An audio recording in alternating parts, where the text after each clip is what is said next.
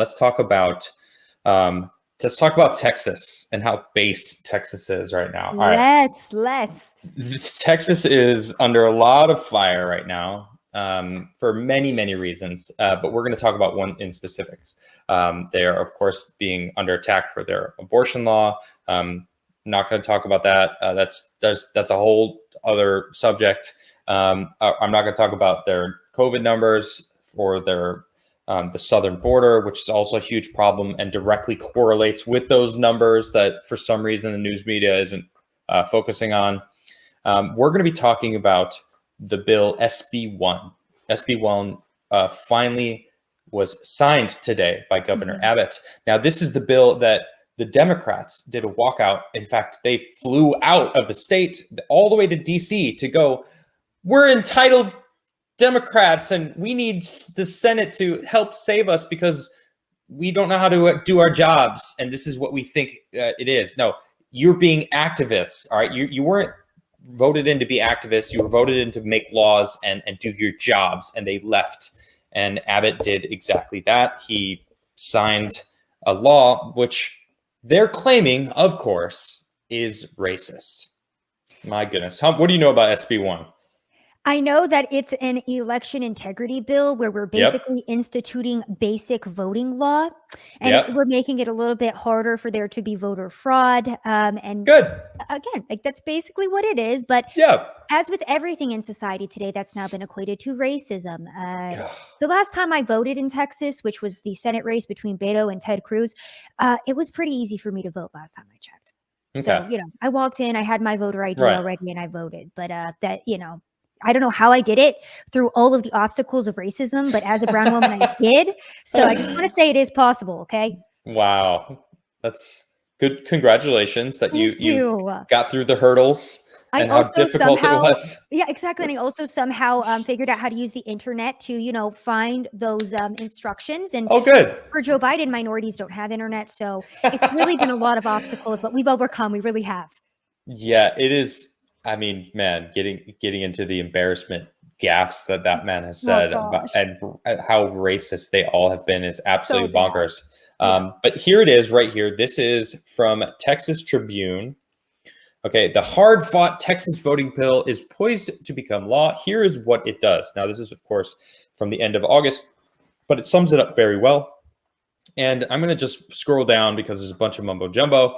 And here it is. This is just kind of a little breakdown. Changes to the Texas election process in SB1 include a ban on drive-through voting, new regulations for early voting hours, including a ban on 24-hour voting, a ban on the distribution of mail-in ballot applications, new ID requirements for voting by mail, a correction process for mail-in voting, enhanced poll watcher protections, establishing monthly citizenship checks, creating new rules for voter assistance. And they kind of go into each of them. And I want to continue. Let me just ask you real quick. Any of those sound racist to you?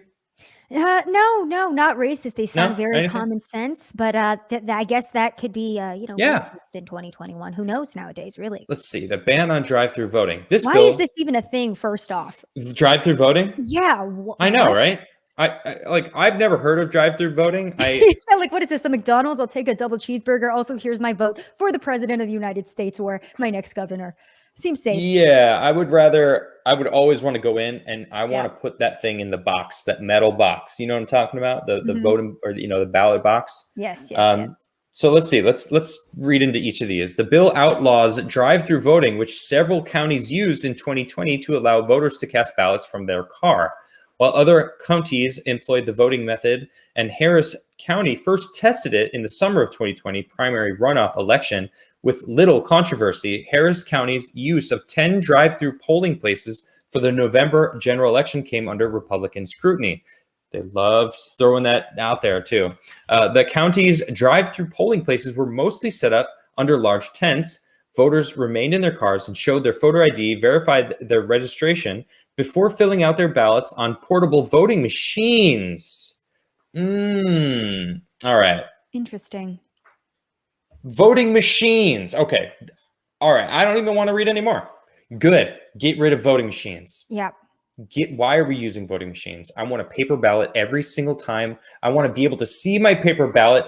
I want to be able to know that my vote counted. I want to be able to see it. They have to keep it. And it is law that they're not allowed to get rid of any of these. They have to store them for at least 2 years, I believe, before they get rid of them. And I don't know if you know this, that they've burned many, many ballots from the 2020 election. Wonder why that is. That's another whole other subject that we are not allowed to discuss. New regulations for early voting hours, including a ban on 24-hour voting. SB 1 restricts early voting to a newly established window of 6 a.m. to 10 p.m. 6 a.m. to 10 p.m. That's all day. Yeah, that's literally all day long. That's a lot of hours. That's over 12. I think that's a fair time frame for sure. That's a lot. That's a long time. And all right, so this whole 24-hour, they open up one day for 24 hours. Okay, I get the whole, hey, I work the night shift, so I sleep during the day. 6 to 10 p.m. It's a 14-hour window, all right? And I am all about making voting day a holiday. Nobody works. Everything's closed for the day. Everyone goes and votes. The people who are working the polls and the integrity, all those people are obviously working that day, but maybe they're given the next day off or something. I don't know, something that they can hey, thanks for taking your time. But anyway, it's one of the most patriotic thing you can do. Being part of society, your vote is huge. I would have been so bummed if I didn't vote last year. In fact, I flew 1,700 miles, 1,900 miles, or something like that, just to vote. Because it turned out I was actually registered in Arizona, even though I was trying to register in a new area that I was moving to. It didn't go through. So I flew because I criticize the government all day long. And if I don't vote, then I have no right to say anything about any of this. 100%. So you make a point to vote. You need to. 24-hour voting, I was like, what happened in the dead of the night? Anybody remember? Anybody paying attention? Anyone's been watching my show for the past 8 months that I was, it was just 2 or 3 months after the election, because then YouTube made a new rule that you're not allowed to talk about specific things because blah, blah, blah, blah, blah. They're, trying to control the narrative there. I don't want things moving in the bump of the night. I want everyone being able to see. I want transparency. Yeah. For some reason, they feel the need to audit the California election, the gubernatorial recall election that is happening right now. They feel like you're okay to audit that. But Joe Biden says it's racist to audit the presidential election. Get me started on this. Yeah. All right. I love this next one. A ban on distribution of mail-in ballot applications. Yes. Listen to this. Ready? It will become a state jail felony for local election officials to send unsolicited applications to request a mail-in ballot. In California, they straight up sent the recall election ballot to literally everyone. Yeah, everyone. I know they did. It's very interesting. And some people were even putting up videos that were showing how easy it is to see via that mail-in ballot if you recalled Gavin Newsom or not, if you voted. Not all of them. Not all of them. In certain counties, you can definitely see there was a hole punch, and it would show you if you wanted to recall Newsom. Why is there a hole punched in the envelope at all? At all. Yeah, it's really strange, but it's a great thing that we have free and fair elections that we can trust in this country. That's all I'd have to say about that, I almost knocked myself out with that eye roll. I saw it. That was an extreme one. Ooh, man. Let's see. New ID requirement for voting by mail. That's where the racism comes in, Adam. That is where the racism here we go. This is the racism. Oh, gosh. The legislation further tightens rules for voting by mail by setting new ID requirements. Under SB 1, voters must provide their driver's license number, or if they don't have one, the last 4 digits of their social security number on the applications for these ballots. Oh my goodness.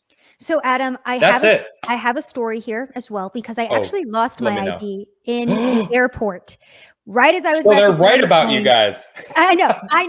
So I lost my ID in the airport, and it took me an entire 5 days to get a new one. That's it? 5 days? I had to fill in an online application. And then they sent me a brand new ID. It was one of the most racist and difficult things I've ever experienced, but I got. Well, you had to go onto the internet. I did, which is in itself an obstacle, because how does the internet work? Yeah, I was like, the internet, that in itself is racism right there. But then it took me, again, had to fill in the application, pay about a $10 fee to replace my my lost ID, and I got it in about 5 days. So, it's very difficult in Texas to get an ID, especially if you lost one, you need a replacement, or even just to get an ID. It's a very, very long and strenuous process. I don't know anyone who doesn't have an ID. Me either. Literally everyone I know. Security card, right? I don't even know if I have my social security card, but I know my social security number by heart. It's like one of the few numbers that I know by heart, because it's mine. It's like, that's how the taxes and whatever, every time you apply for a job or a loan or, whatever, all these things, it's like, whatever. It's very easy to at least, hey, my vote is mine. Here's proof that it's me. That's my, you can connect it directly to me. Yeah. Like, what's wrong with that? How is that so crazy? I don't understand. All right, let's continue here. A correction process for mail-in voting. Building on Democratic proposals, the bill creates a new process allowing voters to correct their mail-in ballots if they are at risk of being rejected for a technical error. Okay, sure. See, this is the thing about mail-in ballots that why do we have mail-in ballots? What is the point of mail-in ballots? We have something called absentee ballots, which is essentially a mail-in ballot because you are incapacitated, you are unable to make it to the voting on the voting day. Mm-hmm. For reasons or a pandemic, for example, people could have absentee voted for all of this mail-in voting nonsense. They just are shoving it as it becoming the norm. When, the mail sucks. The mail loses stuff. I don't trust the mail. I want to put my vote in a box. I don't at the polling station where they count it, right? We need more polling stations, not less. We need, not mail-in voting. I just don't trust it. Do you vote? Do you trust it? Absolutely not. And then to the point of absentee ballots as well, I think that that in itself too is much better than the mail-in ballots, because you actually have to care enough to request an absentee ballot and go through the whole entire process of saying, I want to vote, I'm requesting this ballot. And you think the average person who is, not caring about this voting at all, or is trying to do something else a little bit more sinister, is going to go through that entire process. It's going to be a lot harder for, fraudulent activities to happen in that way. Right. And there's all these records of the person requesting it. Yep. You can't just unsolicited send them all out. Here's your absentee ballot Gavin if you Newsom. feel like not being there. Look at you, Gavin Newsom. Exactly. I like this one.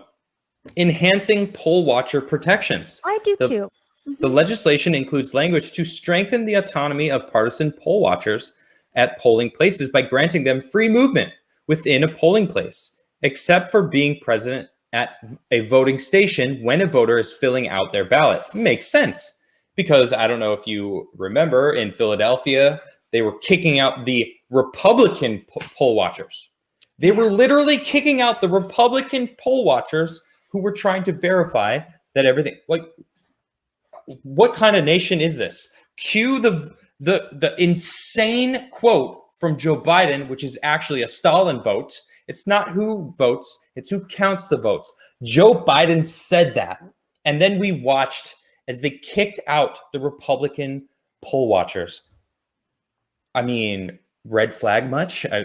Why would they do that? They were cheering. They were like, yeah, traitors. What, because the Republicans? What, really? Yeah. So what, we're not allowed integrity? And then, I don't want to just start spamming all the different frauds that I've saw, but my goodness. Well, see, and the media did a really great job of keeping us divided. So that way we were that partisan and that divided, and we were attacking each other instead of being like, hey, this seems odd despite political affiliations. This is kind of weird, you know? Yep. People didn't vote for Biden. They voted against Trump.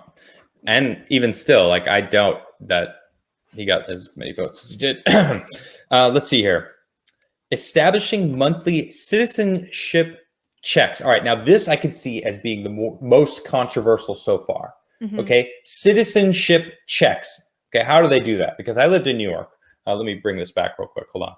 Because I lived in New York, and stop and frisk was a thing, and it was racist. They literally admitted that it was.